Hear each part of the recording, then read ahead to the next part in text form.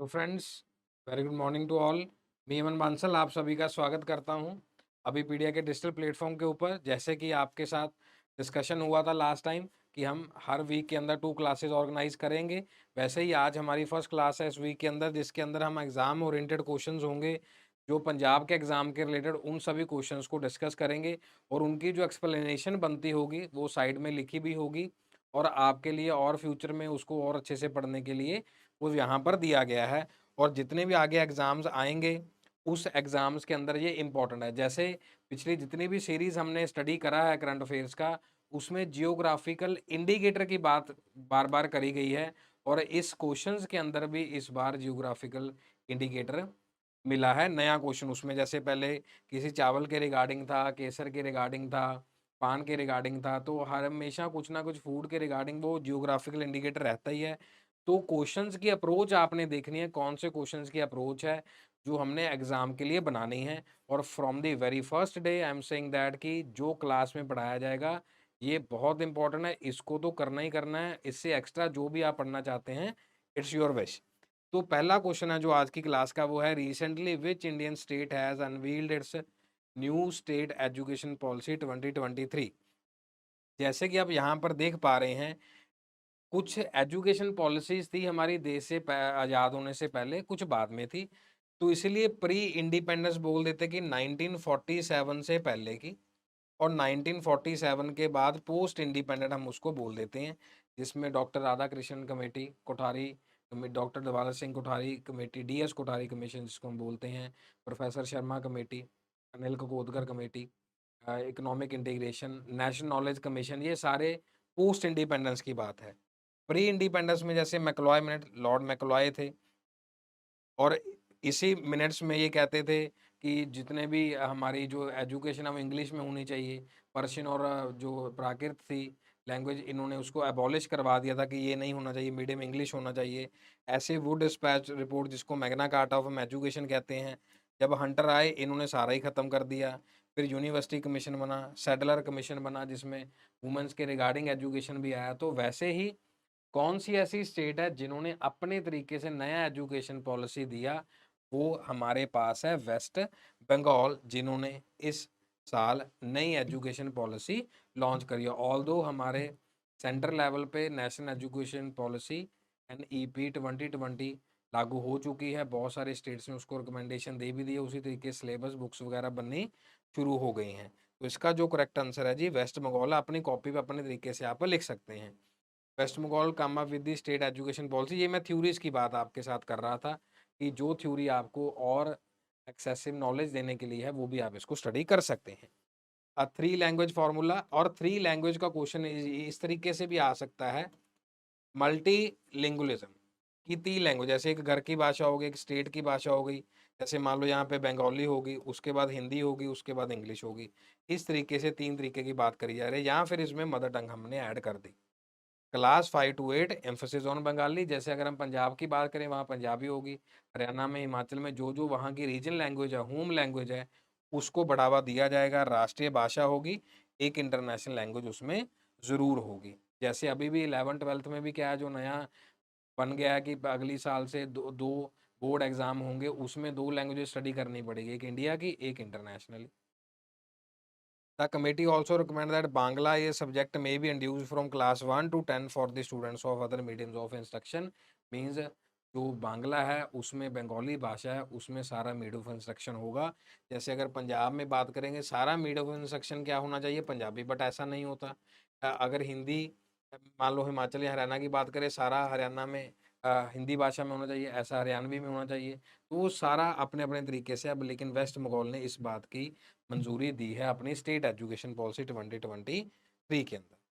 विच second question आज का, अपना साथ साथ नोट करते रहिए, और जो इंपॉर्टेंट पॉइंट है, which state implement the Kalaignar, Magalir, Urimai, Thogai women's basic income scheme है। वो इसमें हमें देखना है कि केरला है, तमिलनाडु है, उड़ीसा है, कर्नाटका है।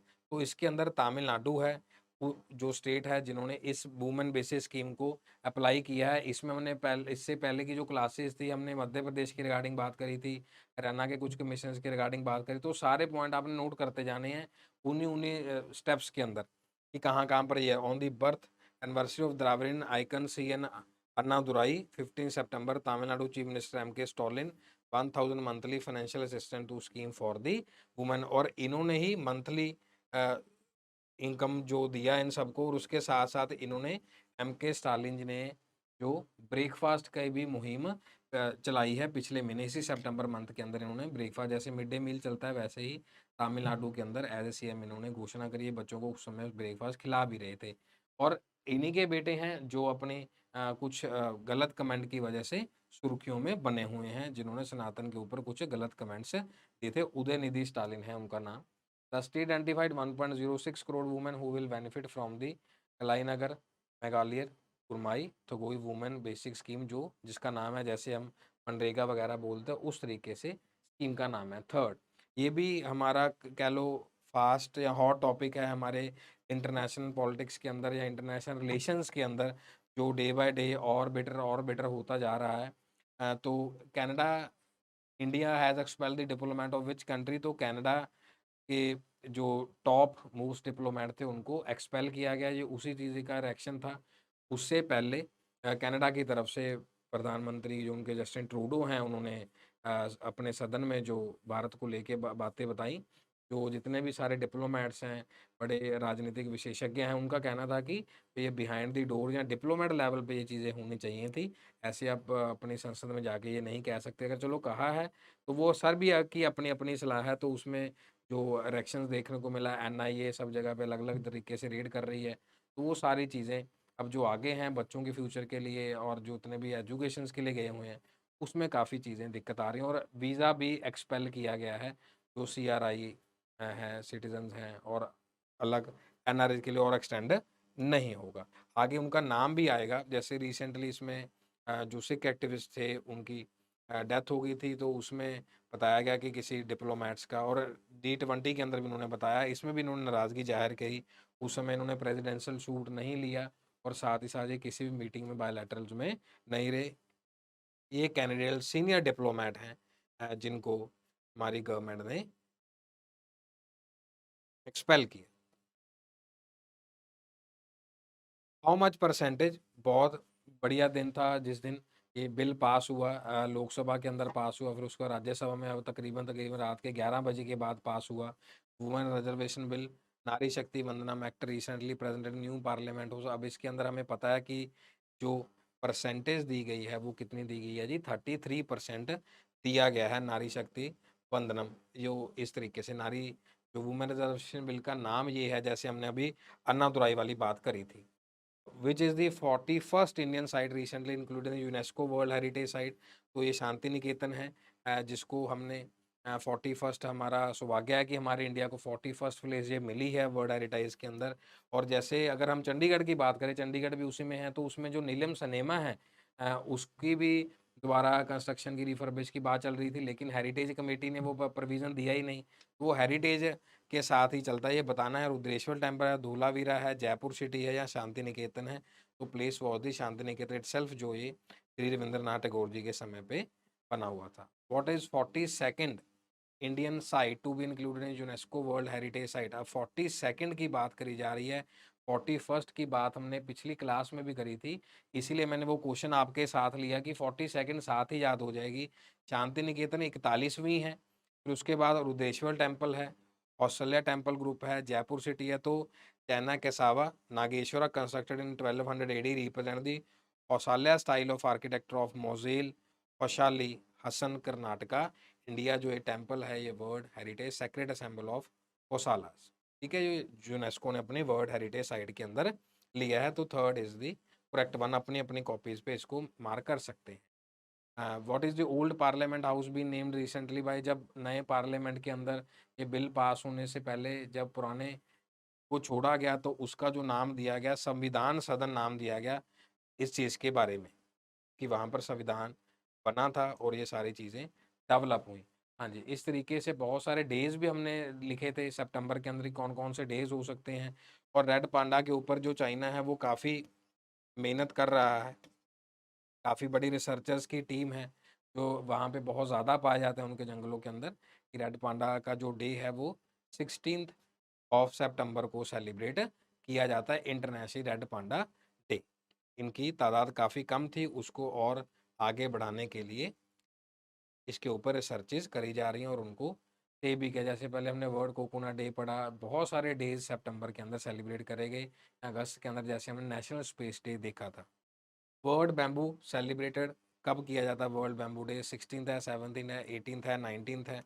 तो हमारे पास जो इसका आंसर है वो 18th was the answer. 18th तारीख को वर्ल्ड बैम्बू डे सेलिब्रेट किया जाता है। हम यहाँ पर कंस्ट्रक्शन में यूज़ नहीं करते, या प्लांट्स में हम अपने डेकोरेशन में यूज़ करते हैं, घरों के अंदर, ड्राइंग रूम्स के अंदर, या फिर ओल्ड स्ट्रक्चर्स में फॉरेन के अंदर इसको काफ़ी यूज़ किया जाता है।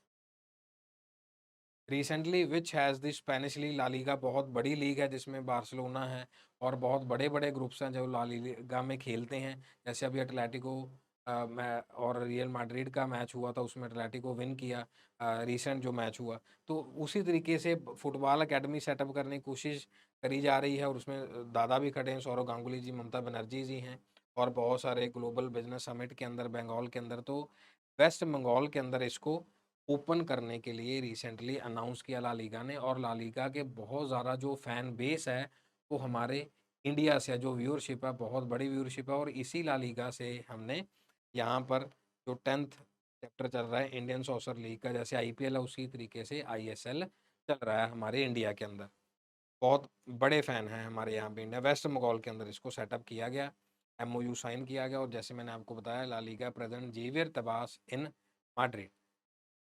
The academy will focus on training coaches and players from the West Bengal, will also provide the expertise to the local clubs.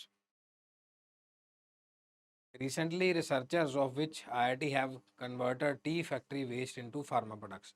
अब recently जैसे क्वेश्चंस में लिखा हुआ है, इसका मतलब ये है जो अभी अभी होके चुका है, और वो सारी चीज़ें आपसे रिसेंटली वे में वहाँ नहीं पूछी जाएंगी, वहाँ वॉज वाली स्टेटमेंट में पूछी जाएंगी। मैंने रिसेंटली इसलिए लिखा है कि ये पिछले हफ्ते की बात हम अभी कर रहे हैं। तो आईआईटी गुवाहाटी है, खड़गपुर है, इसके रिगार्डिंग हमने कंप्यूटर का क्वेश्चन भी किया था लास्ट क्लास के अंदर। तो आईआईटी गुवाहाटी के अंदर ये बना है, और गुवाहाटी के रिगार्डिंग मैंने आपको बताया था वहाँ पर आनंद स्कूल भी है। और गुवाहाटी ही एक नया हब बना है जहाँ पर साइबर फ्रॉड्स हो रहे हैं। 3-4 चीज़ें ये सारी प्लस माइनस में है, कुछ पॉजिटिव है कुछ नेगेटिव्स हैं। एक बहुत बड़ा रैकेट को पकड़ा गया जहाँ पर मोर देन 30 प्लस मेंस थे और मोर देन 10 वुमेन्स थी, जो उस पूरे, एक ऐसा लग रहा था कि पूरा एक ऑफिस बना हुआ है बीपीओ की तरह, ठीक है। और उसमें वो सारा दिन यही प्लानिंग करते रहे कि इस तरीके से लोगों को उसमें साइबर फ्रॉड में फंसाया जाए। तो वो गुवाहाटी नया बन गया, जैसे पहले जमतारा था उस तरीके से गुवाहाटी है। और कल जो न्यूज़ नई अपडेट हुई है वो राजस्थान की है कि राजस्थान के जो डिस्ट्रिक्ट्स हैं 80% साइबर फ्रॉड में इन्वॉल्व हैं। ये सारी रिसर्चेज के अंदर होता है वैसे। और जो हम यहाँ पर बात कर रहे हैं इंडियन इंस्टीट्यूट टेक्नोलॉजी, तो कोई भी प्रदेश अच्छी न्यूज़ के लिए भी आ सकता है आपको एग्जाम में, कोई नेगेटिव न्यूज़ के लिए भी आ सकता है कि कहाँ पर पॉजिटिविटी हुई है और हैपनिंग, और कहाँ पर नेगेटिविटी हैपनिंग हुई। IIT Guwahati has developed the medicine and the food products from the tea factory waste. और इसके रिगार्डिंग मैंने आपको ये बताया था कि आनंद स्कूल भी वहाँ पर है जहाँ पर छोटे बच्चों को उनके घर से वेस्ट मंगवाया जाता है, उसको फार्मिंग के अंदर और सब चीज़ों के अंदर यूज़ कर लिया जाता है, और उसके बाद उन बच्चों को फ्री ऑफ कॉस्ट वहाँ पर एजुकेशन दी जाती है। तो 3 पॉजिटिव थी, 1 नेगेटिव थी जो मैंने आपको साइबर फ्रॉड के रिगार्डिंग बताई। Which state government has recently approved the public transport scheme Lakme. अब जैसे हमारे पंजाब के अंदर है वुमेन्स के लिए जो आधार कार्ड के ऊपर उनको फ्री राइड दी गई है, यहाँ चंडीगढ़ में जब था या हरियाणा में रक्षाबंधन वाले दिन दो दिन आगे पे एक फर्स्ट डे था एक सेकंड डे था, उसमें कि कुछ 50% में था और कुछ का फ्री में था। तो इस तरीके से स्कीम्स लॉन्च होती रहती हैं। तो उड़ीसा की जो कैबिनेट है उन्होंने ये जो लक्मी है location as a multi model initiative scheme launch किया है। इसमें सस्टेनेबिलिटी और अफोर्डेबिलिटी यूज़ करी जाएगी। Orissa.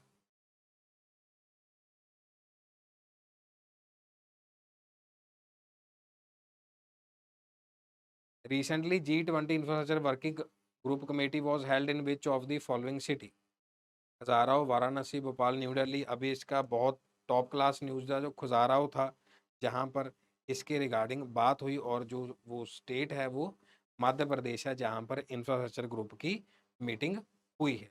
International day of peace observed in which of the following day, ये भी हमने डेज ऑफ उसमें करा था। तो 21 ऑफ सितंबर है वो इंटरनेशनल पीस के लिए सेलिब्रेट किया जाता है। जैसे आपको पता है अज़रबैजान के ऊपर भी अटैक्स होने शुरू हो गए हैं और तुर्की ने अलग से सपोर्ट किया है कि हम सपोर्ट करें। तो अगर वर्ल्ड लेवल पे देखें सब जगह अलग अलग तरीके से फाइट चल रही है और हम अपनी तरफ से डिफेंस में जितनी प्रैक्टिसेस हो रही हैं वो कर रहे हैं। कल के दिन जैसे C-295 को हमारे यहाँ बेड़े को सौंप दिया गया राजनाथ सिंह जी डिफेंस मिनिस्टर की तरफ से, और उसके साथ ही साथ ड्रोन का शो हुआ हिंडन के ऊपर, और वो सारी चीज़ें भी अगले न्यूज़ के अंदर आपके सामने होंगी। वहाँ पर शक्ति का प्रदर्शन किया गया कि ड्रोन किस तरीके से हमारे पास है और कैसे हमारी ट्रेनिंग चल रही है।